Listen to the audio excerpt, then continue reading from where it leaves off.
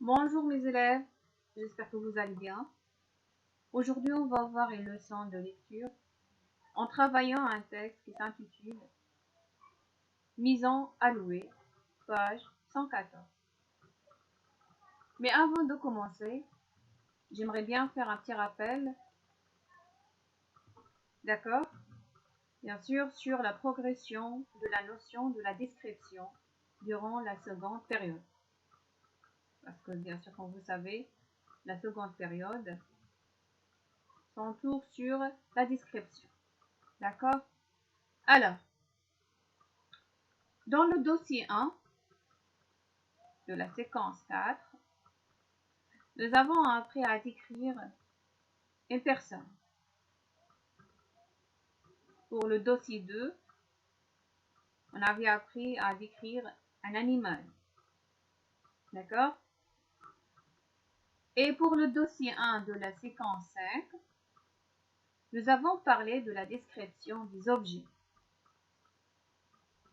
Et dans ce dossier, nous allons apprendre à décrire un lieu.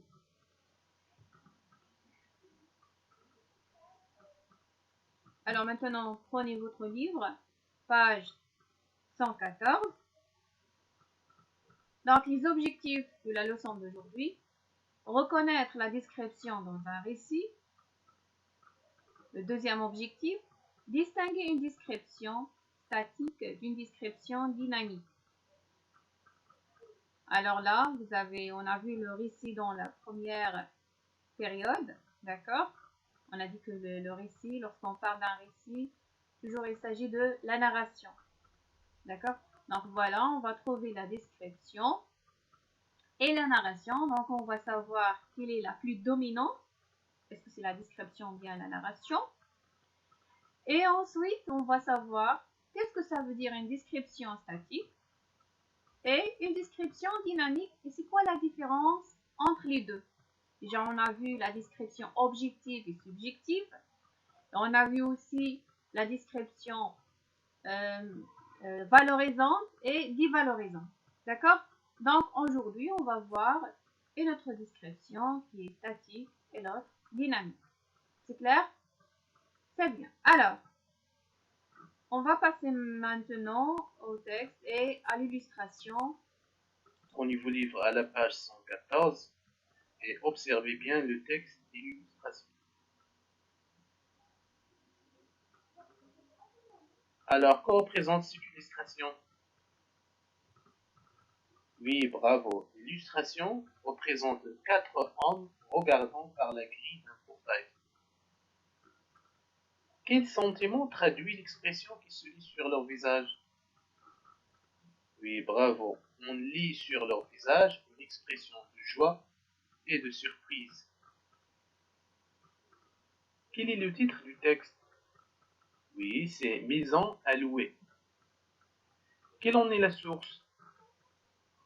Oui, la source du texte est Georges Duhamel, Le désert de Bièvre, Mercure de France. À votre avis, de quoi va parler le texte?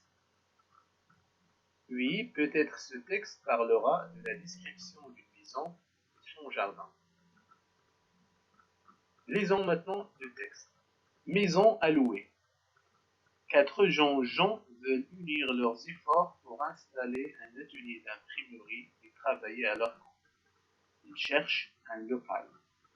Justin finit par s'arrêter devant une grille montante. Eh bien, que pensez-vous de cela?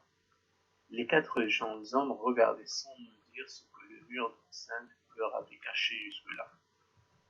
C'était un grand jardin complètement desséché par l'hiver et dont on apercevait encore, malgré l'ombre croissante, les profondeurs et les recoins.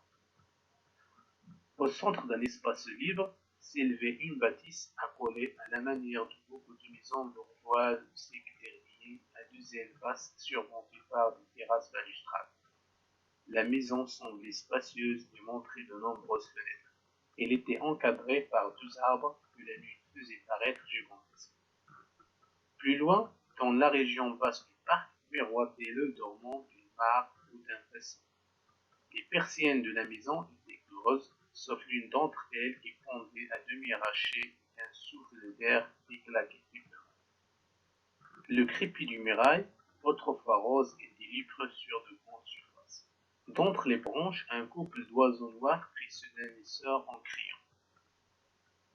Puis le silence retomba, parfait, définitif, et les 4 gens, le visage à la grille, demeurèrent là sans parler, un long moment pendant lequel un vol de pluie glacée traversa la plaine. Elle est allouée encore, finit par dire Justin. Il ajouta d'une voix très basse, c'est toujours une maison comme celle-ci que je vis dans mes rêves. Maintenant, je vais vous poser quelques questions pour vérifier votre compréhension du texte. La première question, quels sont les personnages du texte? Oui, très bien. Les personnages du texte sont 4 jeunes hommes. Où sont-ils? Oui, ils sont devant un grand jardin.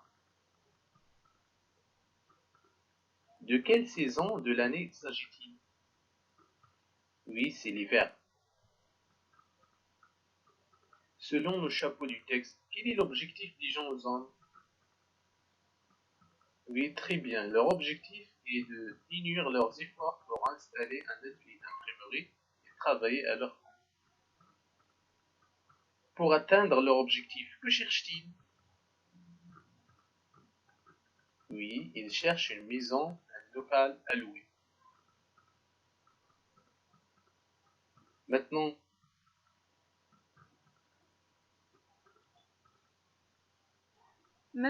vous avez des mots à retenir. J'enrichis mon lexique. Branlant, qui n'est pas stable, solide. Bâtisse, grand bâtiment sans caractère particulier.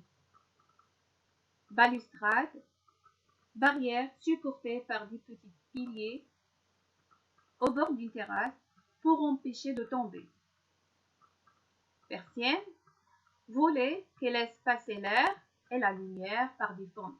Vous avez ici l'image de persienne.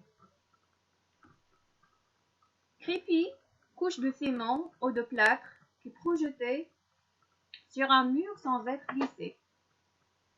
Lépreux, qui est couvert de moisissures. Plaine, une région au sol plat située à faible altitude. Les plaines sont souvent cultivées. D'accord? Alors maintenant, passons aux questions de compréhension. Alors, dans le texte qu'on a vu, qu'est-ce qui prédomine dans ce texte? Est-ce que c'est la description ou bien la narration? Donc là, parce que vous avez, on a parlé du récit, on a dit que lorsqu'on parle du récit, donc il s'agit la plupart, ce qui prédomine, c'est la narration. Mais dans ce texte, est-ce que c'est la narration qui prédomine? Donc, vous allez trouver que les verbes qui sont conjugués au passé simple, parce qu'on a dit le passé simple, c'est le temps de la narration. Donc, bien sûr, vous avez remarqué que dans la ligne 11, 12, 13, 14 et 15, on trouve des verbes au passé simple. D'accord? Par contre, dans le deuxième paragraphe, ça veut dire à partir de les quatre jeunes hommes, à partir de cette ligne, on va compter à partir de cette ligne les 4 jeunes hommes, donc 1 jusqu'à 10.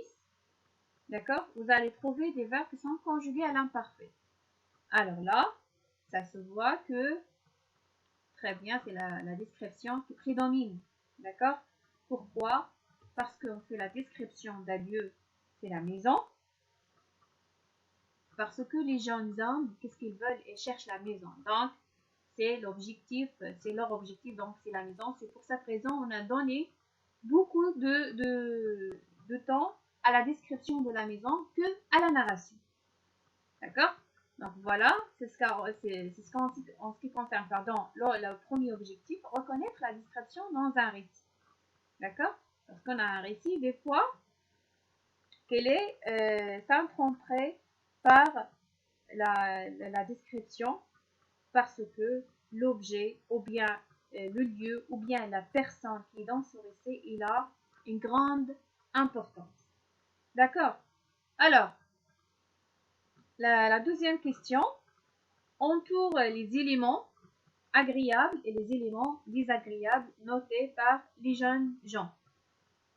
Donc, si vous avez remarqué là, on est dans la description valorisante et la description dévalorisante. D'accord? La troisième question.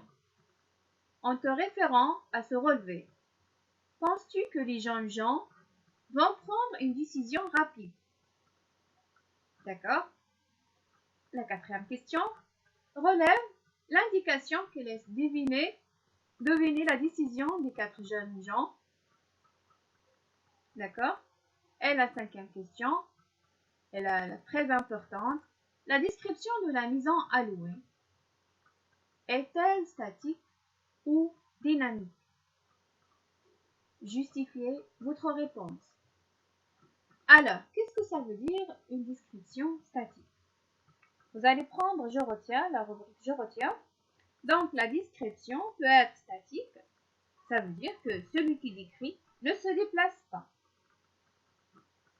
Et la description dynamique, celui qui décrit se déplace. D'accord? Alors, la description statique d'un lieu s'organise autour d'un repère, un point, un lieu, par rapport auquel on s'utilise d'autres éléments, qui facilitent la représentation de l'espace décrit. Donc, vous avez dans la rubrique je retiens, page 114. D'accord? Donc là, je vous laisse. Vous pouvez arrêter la vidéo, répondez aux questions. D'accord? Et là, je vous laisse avec les réponses.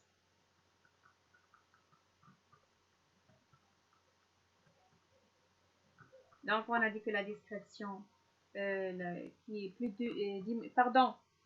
ce qui est prédominé dans le texte, c'est est-ce que c'est la narration ou bien la description? Non, c'est la description. Donc, voilà les éléments agréables et désagréables entourés par la couleur jaune. D'accord? Pour la réponse à la troisième question, oui. Donc, c'était quoi? Est-ce que les jeunes gens vont prendre une décision rapidement? Donc, la réponse, oui. Elles vont prendre une décision rapidement parce qu'ils semblent intéressés. Pour la quatrième question, relève les indications qui laissent deviner la décision des 4 jeunes gens. Voilà les indices. C'est toujours une maison comme celle-ci que j'ai vue dans mes rêves. Et pour la dernière question, donc la description est statique. D'accord? Puisque celui qui décrit ne se déplace pas. On peut assimiler la narration à juste. D'accord? Alors là, je vous laisse avec la trace écrite. Vous allez recopier ça sur votre cahier de leçons. D'accord? Donc voilà, c'est la fin de cette séance. À bientôt et à la prochaine.